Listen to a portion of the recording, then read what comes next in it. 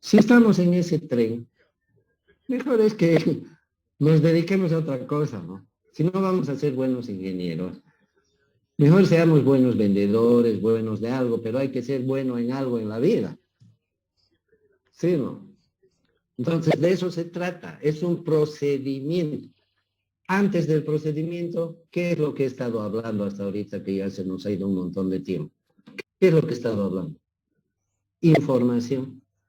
Porque antes de hacer algo hay que pensar, ¿no? ¿Por qué se hace?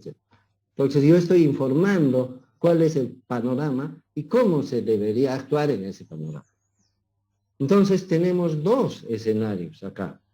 El primer escenario es el escenario en el que analizamos el problema, analizamos los recursos y entramos al laboratorio hasta encontrar una receta. Primer escenario. Segundo escenario, con esa receta en la mano, entramos en la obra y hacemos todo lo que tenemos que hacer para que esa receta se realice tal como está previsto. Si se hace todo tal como está previsto, jóvenes, este no es un juego de azar, no es una lotería, no es una apuesta a los caballos, nada de eso. Si se hace todo lo que se debe hacer, la receta, el resultado va a ser bueno. Igual que en la cocina, si se hace todo lo que se debe hacer, no importa que hayan 500 invitados, el resultado va a ser bueno. El plato va a ser lo que estaba previsto que sea. Eso es. Si fuera tarea fácil, no estaríamos hablando tanto. Si estuviéramos en otro medio no tan ligero como el nuestro, no haría falta recomendar tantas cosas. ¿Ok? Entonces también es una cuestión de conducta. No quiero ser cargoso, yo sé que lo soy, a pesar de que no quiera, pero esto del paro y de todo, yo creo que es una reflexión muy interesante, sobre todo para ustedes, que son el futuro. Se habrán dado cuenta el poder y la valía que puede tener Santa Cruz, y es real ese poder. Es real. No es mentira, no es ilusión, no es nada. Es un poder. ¿Por qué no nos empoderamos también del conocimiento, de la ingeniería y de las universidades y de todo? ¿Por qué no somos la mejor universidad? ¿Por qué no nos proponemos ser la mejor universidad del país? Los mejores ingenieros del país, las mejores obras del país. ¿Por qué no? ¿Qué falta? ¿Qué falta? Voluntad y ganas, nada más. Nada más. Y para eso lo primero que tenemos que hacer es trabajar y intentar hacer las cosas bien. Echar por tierra de una vez por todas eso de meterle nomás, no pasa nada, esas cosas son las que nos hacen daño, ¿no? Ok, vayámonos al grano, no sé si lo tengo por acá.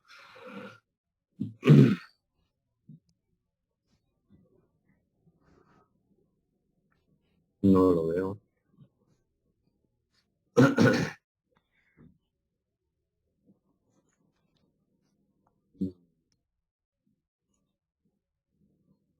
Dos 18, tema 7, ¿no?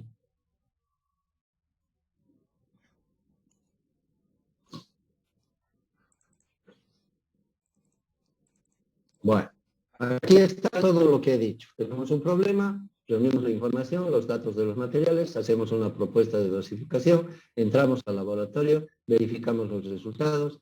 Si no están bien, hacemos ajustes. Si están bien, esta es la receta para la obra. Ahí empieza recién la película, ¿no? La película real. Procedimientos de dosificación, ya les dije, ¿no es cierto? Desde inventarse hasta copiar y todo. Ah, aquí falta una pequeña reflexión. ¿Cuándo el chef no investiga, ni hace ensayos, ni pruebas, ni nada? ¿Cuándo?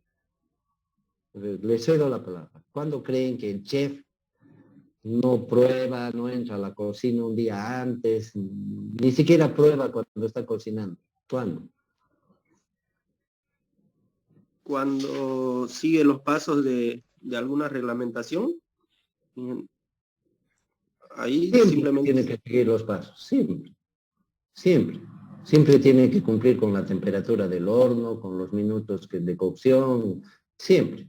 O sea, nunca se escapa uno de eso, a menos que esté haciendo mal las cosas. Pero cuando un chef o un médico, cuando un médico no le pide análisis ni nada al paciente y le da una receta y seguro de que le va a sanar profesionalmente. Sí. Cuando tiene ¿Cuándo? bastante experiencia. Cuando estás 100% seguro de lo que estás haciendo. Cuando ya conoce al Exactamente. paciente también podría ser. Cuando ya conoce el problema y su solución. ¿Correcto? Fíjense, ¿en la ingeniería civil podemos hacer eso con el hormigón? Sí, definitivamente sí. ¿Cuándo podemos usar una receta que ya conocemos? Cuando ya estamos seguros de sus resultados. ¿Y cuándo podemos estar seguros de los resultados de una receta para un problema? Cuando ese problema ya lo conocemos. Cuando ese problema ya lo hemos superado eficiente y exitosamente antes. Pero para eso tenemos que tener la capacidad de identificar ese problema como idéntico o muy similar al que estamos suponiendo. Entonces aplicamos la misma solución. Inclusive esa misma solución puede no ser la misma, sino que la podemos mejorar en el camino. El chef puede recordar que esa receta es excelente, no necesita pruebas, pero esta vez le voy a aumentar un poquito de orégano para que resulte mejor, porque ella tiene... Yo no le llamaría experiencia, jóvenes. Tengan mucho cuidado con esa palabra, porque la experiencia puede ser buena, como puede ser mala, ¿verdad? En Bolivia tenemos mucha ingeniería, mucha experiencia. ¿Desde cuándo hay obras de ingeniería en Bolivia? Pero son experiencias buenas en general. ¿Podemos enseñarles a otros países cosas de ingeniería? No tanto, ¿no? ¿De dónde nos vienen más bien las informaciones de buenas experiencias? De afuera. De gente que hace mejor las cosas que nosotros. Entonces, yo tengo mucho cuidado con... En ese caso, pues yo sería el súper experto comparado con ustedes, solamente por mi edad, ¿no? Pero no es así. Puede haber alguno de ustedes que esté trabajando un año en alguna parte, en una cosa que yo no tengo ni la menor idea. Entonces, hacer bien las cosas es una buena experiencia. Si hacemos siempre bien las cosas o tratamos de hacerlas, tenemos buenas experiencias. ¿Cuándo podemos actuar aquí y elegir una receta que ya conocemos y darle una solución que ya conocemos a un problema? Cuando ese problema dado, en nuestro concepto, es idéntico o muy similar a otro que ya hemos resuelto adecuadamente, como el médico, ¿no? Pero fíjense que en medio de estos razonamientos hay una palabra mágica, responsabilidad. Porque ¿qué puede pasar si no hay mucha responsabilidad? Este problema se parece al otro, le doy la misma receta. Este paciente, sí, es lo mismo. Al final puede llegar un día en que le diga a mi secretaria, señorita, imprima esta receta y cada que venga un paciente le entrega, ¿no? A la receta, la secretaria ya le va a recetar a cada paciente. Se dan cuenta, ¿no? En Bolivia pasa exactamente eso. Hay una receta para todo en Bolivia. Se hacen edificios con eso, pavimentos con eso, casas, obritas chicas, obritas grandes. Es una receta universal. Debería llamarse receta boliviana, ¿no? Yo le llamo forma boliviana. Forma, ni siquiera le llamo receta. Pero eso es asunto mío, ¿no? Hay una forma boliviana, una receta mágica, que sirve para todas las obras, para todos los casos. Si fuera buena, jóvenes, vendrían pues los chilenos, los argentinos, ¿no? A instruirse cómo es esa receta, ¿no? Habría en el mundo, en internet, método boliviano, habría, ¿no? Y todos aprenderían de eso y lo aplicarían en sus países, ¿verdad? Por lo tanto, nuestra materia desaparecería como primera cosa, ¿no? Pero ese es el resultado del no me importismo, de la dejadez, de manejar las cosas con simpleza, ¿no? O sea, no con simpleza, ¿no? Con dejadez, ¿no? Con desprecio. Cuando no nos importa la calidad, le metemos nomás. ¿Se dan cuenta? Entonces todo sirve. ¿Por qué? Porque nadie controla, a nadie le interesa que sea mejor, nadie está en busca de un objetivo, etc. Jóvenes, voy a tener que alargar esto, me van a disculpar. Lo que hasta este momento hemos hablado o he hablado en esta sesión es lo más importante de todo lo demás. No hemos visto los cuadros, nada todavía, pero eso está ahí y va a seguir ahí. Lo más importante es lo que hemos hablado, el enfoque. El método de dosificación es solamente una herramienta que nos permite determinar una receta que no es la solución del problema. Ojo con esto. Los métodos de dosificación no nos dan la solución de un problema. Como decirle al vecino que nos dé su receta tampoco es la solución del problema. Puede ser, hemos dicho, ¿no? Pero el ingeniero no puede jugar a las apuestas. Entonces, cualquier forma en la que lleguemos a una receta, será la receta sí y solo si ya la conocemos esa receta, porque ya conocemos el problema que estamos analizando y a nuestro juicio esa es la solución para ese problema. Es decir, estamos actuando profesionalmente. En caso contrario, jóvenes, y esto es muy bueno, no es malo, hay que entrar al laboratorio. El laboratorio es la gran oportunidad que tiene el ingeniero civil para probar sus respuestas antes de llevarlas al escenario real, oportunidad que no tiene el médico, ¿no? El médico arriesga la salud del paciente. Nosotros podemos entrar al laboratorio y probar ahí antes de meter la patota en la obra. Bueno, las obras, cuando yo tenía la edad de ustedes, conocí a un ingeniero de la edad mía ahora, que decía una cosa, que yo no le entendía mucho, pero que ahora le entiendo. Decía, el hormigón es un material muy noble, porque aguanta todo, hasta a los malos ingenieros, decía él. Bueno, yo estaba muy maduro como para entender lo que quería decir, y es verdad, ¿no? Porque gracias a la nobleza del hormigón, los ingenieros somos como somos, o sea, no nos importa nada, porque hay muchos ingenieros que dicen, uy, yo he hecho un montón de obras y edificios y hasta ahora no se ha caído ninguno. Entonces, si estamos actuando con esa filosofía, ¿para qué vamos a estudiar, no es cierto? Porque igual hay muchos albañiles y todo que no se les ha caído todavía ninguna cosa. Estudiar ingeniería o estudiar cualquier carrera o seguir cualquier profesión no es pues solo eso, ¿no? Que no se le caiga o que no se le muera el paciente, ¿no? Es el nivel más bajo, ¿no? Es aprobar la materia como sea, que si no salió 51 salió el repechaje, si no salió el repechaje salió la mesa, si no salió la mesa, entonces bueno, es la única materia para egresar, así que me tienen que aprobar, ¿no? O sea, a la mala, ¿no? Eso no es calidad, pues eso no es ingeniería, eso no es buena profesión, eso no es buena persona tampoco, ¿no? Porque como está haciendo sus cosas, como el gobierno hacía a la mala, mintiendo, llevando gente, contratando, pagando, inventando, mintiendo. Eso. Así se convierte la ingeniería también. El ingeniero se vuelve mentiroso, mañoso, le engaña al cliente, felizmente no es paciente, ¿no? ¿Comprenden, no? Ok, bueno, ya basta de discursos, pero yo creo que es muy valioso lo que están escuchando y ojalá uno siempre tuviera alguien que le diga estas cosas. Bueno, entrando al propio método, es un conjunto de 6 tablitas. En la primera tablita nos sugiere definir el asentamiento necesario para nuestra obra. Nos sugiere. Aquí tenemos una lista. Si no está en la lista nuestra obra, escogeremos lo más parecido y de esa manera escogemos un rango. Aquí fíjense los rangos. Yo tengo mis comentarios sobre esto, pero no los voy a hacer por el momento. Esa es la tabla 1. En la tabla número 2, se encuentran las cantidades de agua sugeridas para este estado fresco que hemos visto aquí arriba.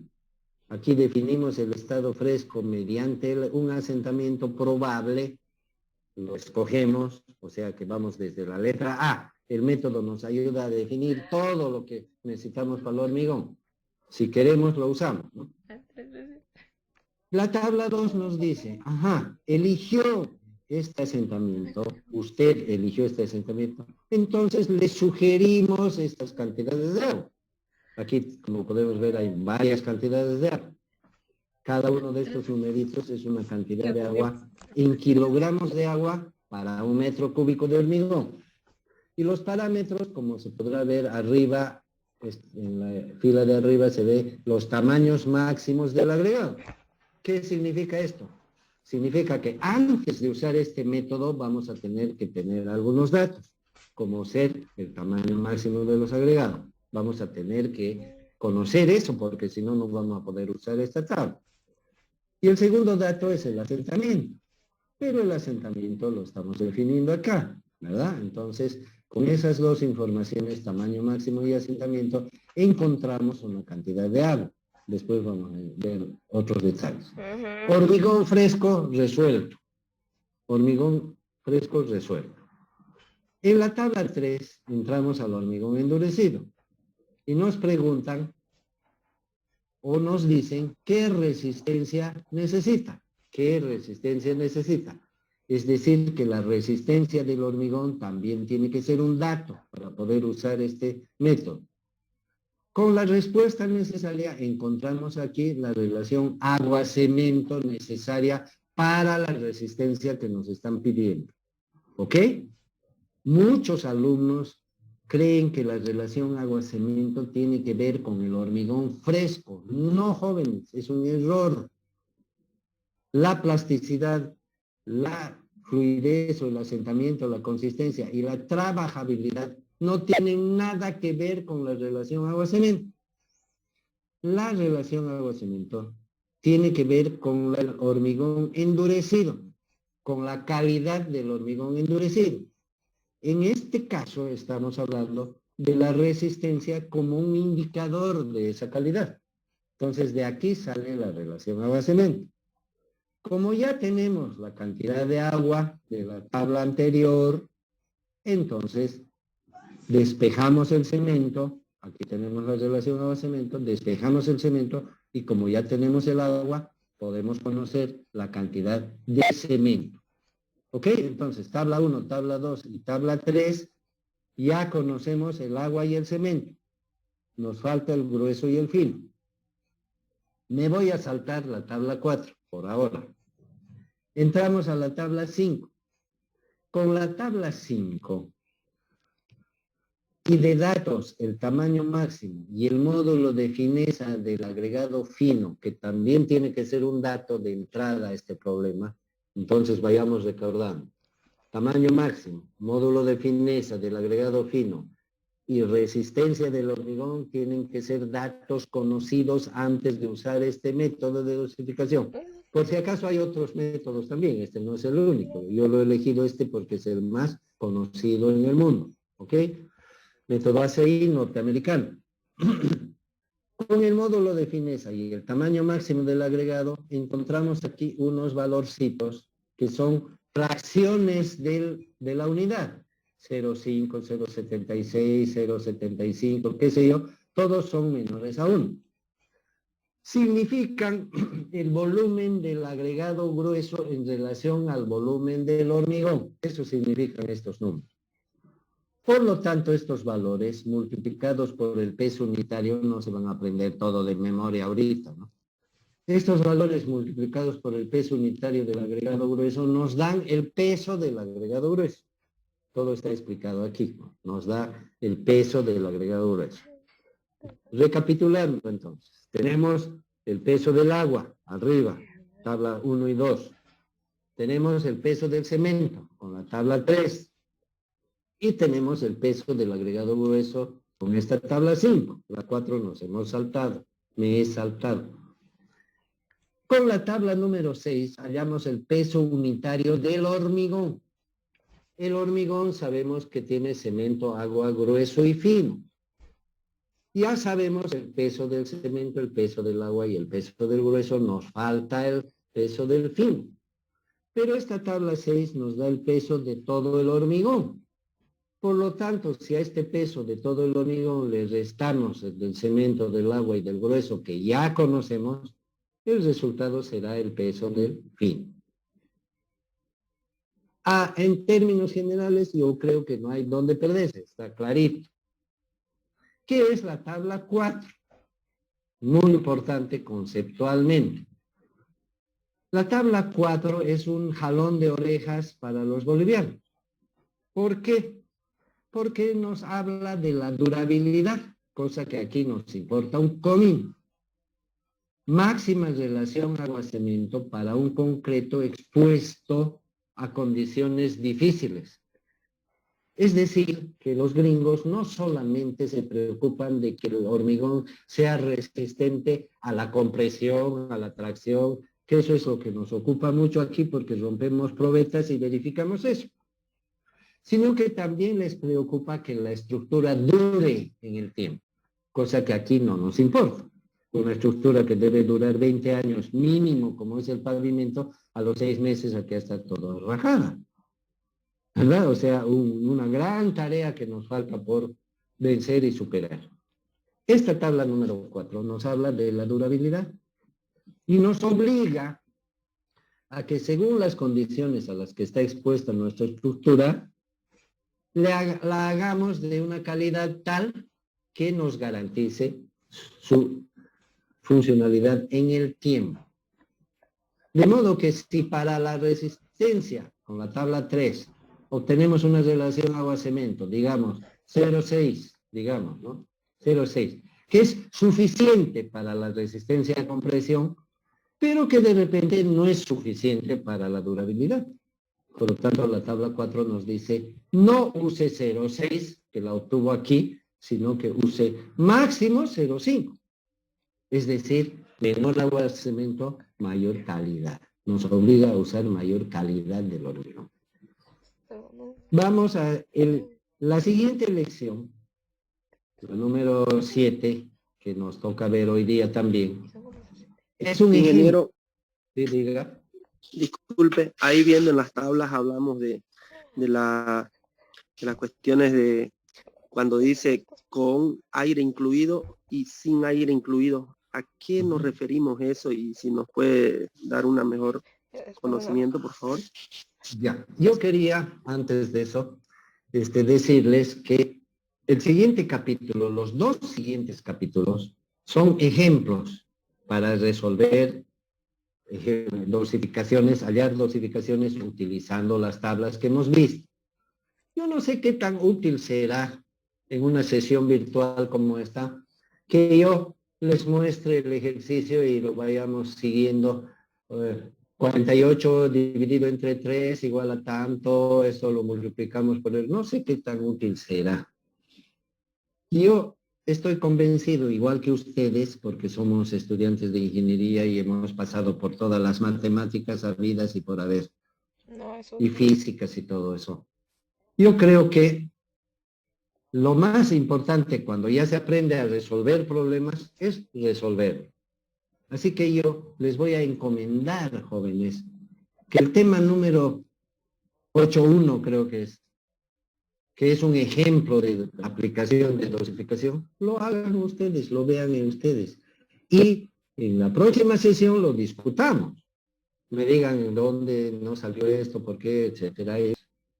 Uno, en las burbujitas esas que siempre se forman en el hormigón, y cuando en el laboratorio rompemos una probeta, yo estoy seguro que todos ustedes han visto un pedazo de hormigón endurecido, roto por ahí, en el laboratorio hay pedazos de probetas. Y estoy seguro también que hasta por curiosidad o sin querer queriendo han visto que esa superficie es llena de huequitos, igual que un queso. Igualito que un queso, tiene agujeritos, ¿verdad? De poros. Ese aire, esas cavidades, esos huecos, esos poros, como dice su compañero, son cavidades que ha dejado el aire cuando estuvimos manejando el hormigón fresco. El hormigón fresco es una mezcla de materiales sólidos con líquido, que es el agua. Es lo mismo que pasa cuando le ponemos azúcar a una taza de té o de café, le ponemos azúcar, ¿y qué es lo que ocurre? Se forman burbujas, ¿verdad? Inmediatamente se forman burbujas, porque al introducir los sólidos atrapa aire y mete aire dentro del líquido, Y como el líquido es más pesado que el aire, entonces el aire sale en forma de burbujas. Y si agitamos el té con una cucharilla, las burbujas salen más. Le estamos ayudando a ese aire a salir. ¿Ok? En el hormigón pasa lo mismo. Cuando mezclamos los agregados y el cemento con el agua y los mezclamos en la batidora, se forma aire que está dentro del hormigón en forma de burbujas durante el manipuleo del hormigón. Y una buena parte durante el vibrado o la consolidación. Ese aire va saliendo, igual que en el té, pero no sale todo. ¿Por qué? Porque el hormigón es un material denso, ¿no? No es igual que el té. Y ni siquiera en el té sale todo, ¿no? Hay que batir mucho para que salga todo. Entonces en el hormigón peor, no sale todo el aire, siempre queda. Ese aire siempre está presente en el hormigón. Obviamente no es deseable. ¿Por qué? Porque un hueco en un material estructural lo debilita, obviamente. Pero tampoco es evitable. Es decir, es aceptable en cierta proporción. No se puede eliminar totalmente. Se puede eliminar parcialmente. No intentamos eliminarlo totalmente, porque si intentamos eliminarlo totalmente, vamos a causar un daño peor, que es segregar el hormigón. Por sacar el aire, vamos a hacer que los materiales más pesados entren al fondo y lo cual ya no es un hormigón uniforme, ¿no? Ya es un hormigón que tiene en partes más agregado grueso, en partes menos fino, en partes menos agua, ¿no? ¿Verdad? Porque se va a desguañangar el asunto que tanto nos hemos esforzado en homogeneizar cuando hablábamos del mezclado. Tenemos que lograr una mezcla homogénea. Cuando vibramos o sacudimos el hormigón, estamos deshomogeneizando la mezcla. Estamos obligando a que haya una separación de los materiales, entre ellos el aire. Es decir, que a partir de ahora el hormigón para nosotros es cemento, agua, agregados y aire. Ese es un tipo de aire que tiene el hormigón siempre. ¿Ok? Obviamente hay que tratar de reducirlo. ¿No? Segundo, en el exterior, los gringos han observado, se le ha ocurrido a alguien, porque son así curiosos y quieren mejorar, mirar el hormigón con microscopio. Si alguno de ustedes quiere mirar el hormigón con microscopio, va a descubrir una cosa interesante, que es como mirar la piel con microscopio. Si vemos la piel con microscopio, vamos a descubrir que está llena de agujeritos, ¿no? El hormigón no se parece precisamente a la piel, quizá el ejemplo no está bien dado, se parece más a un panal de abejas. El panal de abejas está formado por células, ¿no es cierto?, por unas celulitas, una al lado de la otra, miles de células. El hormigón está formado por millones de cavidades micrométricas que a simple vista no se ven, sino solamente con un microscopio. Toda la masa del hormigón está llena de estas microcavidades. A este aire, porque son cavidades de aire, se le llama aire atrapado. AA en inglés, AA mayúscula en español también, ¿no? Aire atrapado. Este aire no se lo puede sacar, ¿sí? No se lo puede sacar. Es un aire que en forma natural tiene el hormigón. Y los gringos han descubierto, después de experimentar durante 10 años, 15 años, 20 años, a ver, imagínense, ¿quién hace eso? ¿No? Aquí no lo haríamos nunca. Después de observar 20 años un hormigón, ellos han podido observar que los hormigones que tienen más de este aire en volumen, duran más o mejor que los que no lo tienen tanto, porque todos lo tienen, este aire atrapado que estoy mencionando. Y a alguien de alguna manera se le ocurrió medir este aire. Y vieron que los hormigones en general tenían entre 0,5 y 1,5% del volumen total del hormigón, era este aire micrométrico. Y descubrieron que los hormigones que tenían más volumen, vale decir 1,2, 1,3, y fíjense que es una fracción, ¿no? Entre 0,5 y 1,5, una cosita que aquí nunca lo hubiéramos advertido siquiera.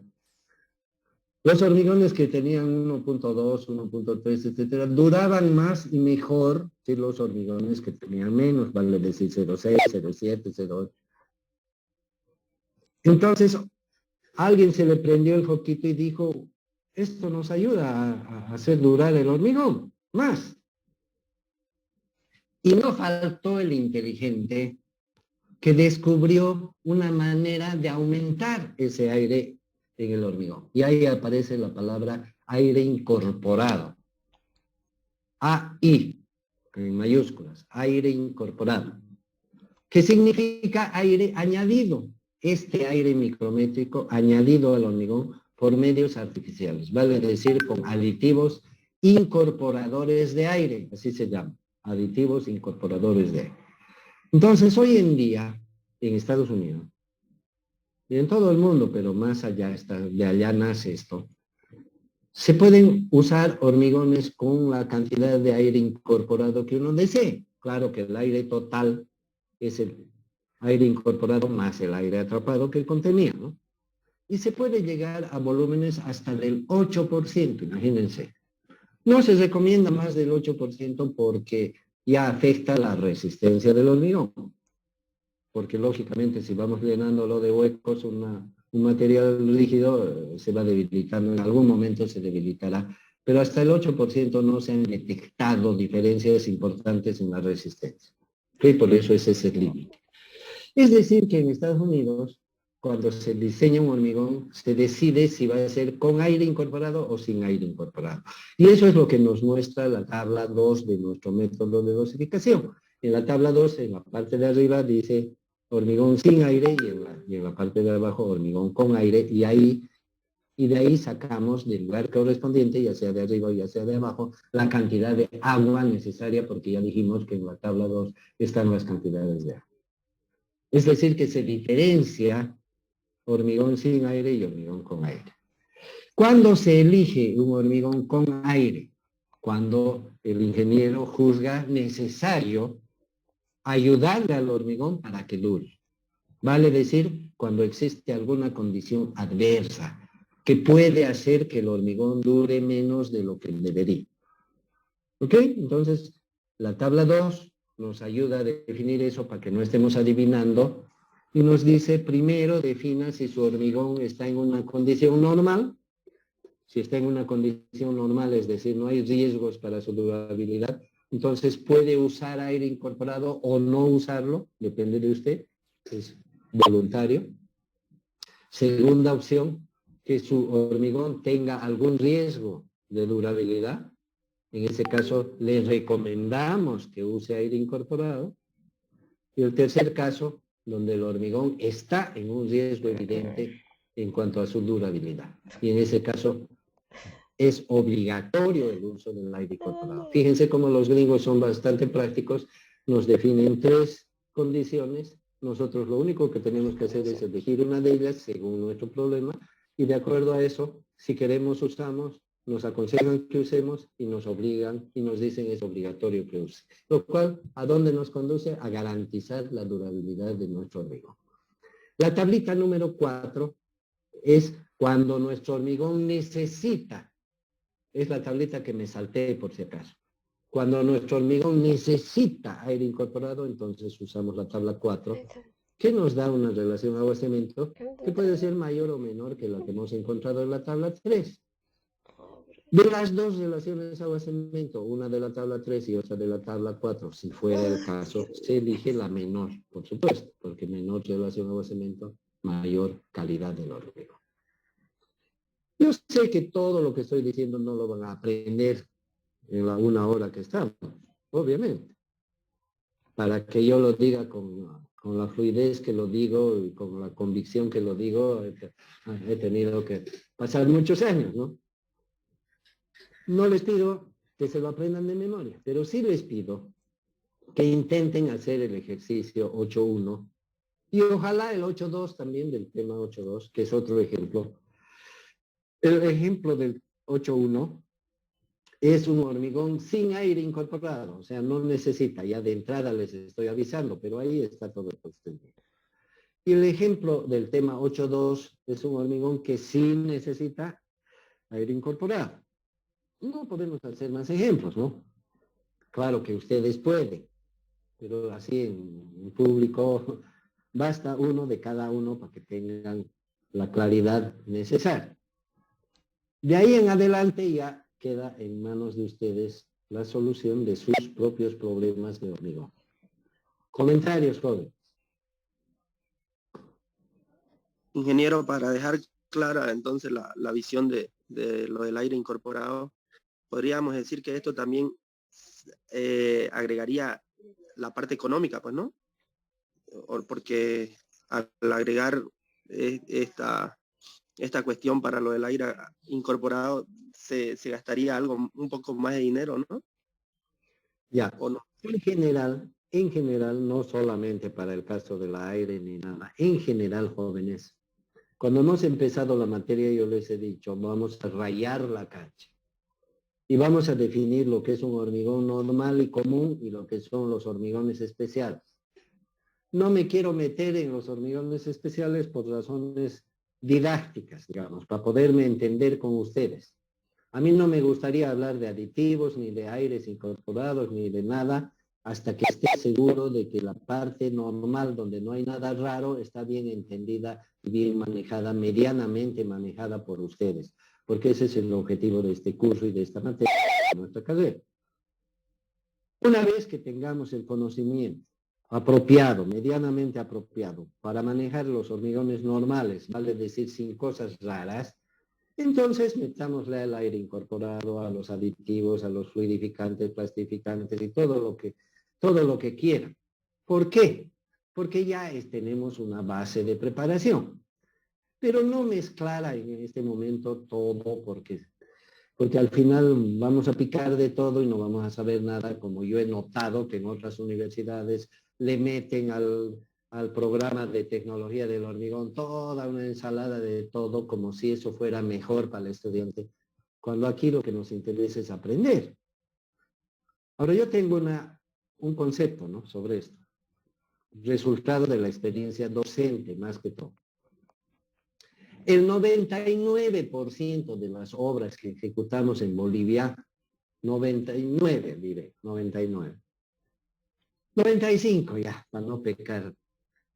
Entre el 95 y el 99% de las obras en Bolivia no necesitan ninguna cosa especial de hormigón. O sea, se pueden resolver, son problemas que se pueden resolver con hormigones normales, con lo que estamos estudiando en nuestra materia.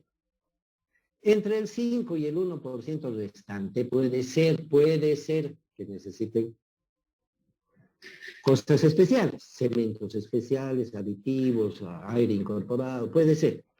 Digo puede ser, ¿no? Porque es una decisión técnica, no es un capricho, no es una moda, que yo soy más capo y uso esto, no es así, ¿no? Puede ser.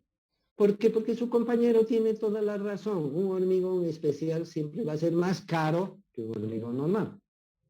Y si nosotros podemos resolver un problema sin usar nada especial, ¿para qué lo vamos a usar a costilla del cliente, que es el que paga todo lo que se hace? Sin embargo, yo no puedo evitar que muchos de nuestros colegas, por mandarse la parte, usen algunos aditivos o algunos casos hagan que su hormigón sea especial sin necesidad. Hay casos así. Hay casos en que no es necesario usar algún aditivo o algo, que se puede resolver sin eso, pero que le ponen. Caso 1. Caso 2, donde puede ser necesario, le ponen, pero lo usan mal. Caso 2. Caso 2. Nosotros vamos a intentar al final del curso, lo dejo para el final, comentar y aprender un poquito el caso 3, vale decir, cómo usar bien un aditivo. ¿Ok? Desde luego que la decisión de pasar de un hormigón normal a un hormigón especial es una decisión técnica, es una decisión de conocimiento, de criterio. No es un gusto, un capricho, una moda, nada de eso.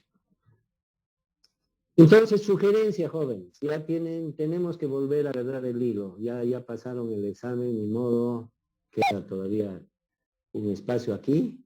Ni modo, todos tenemos que ponernos las pilas, viene diciembre, viene Navidad, todo eso.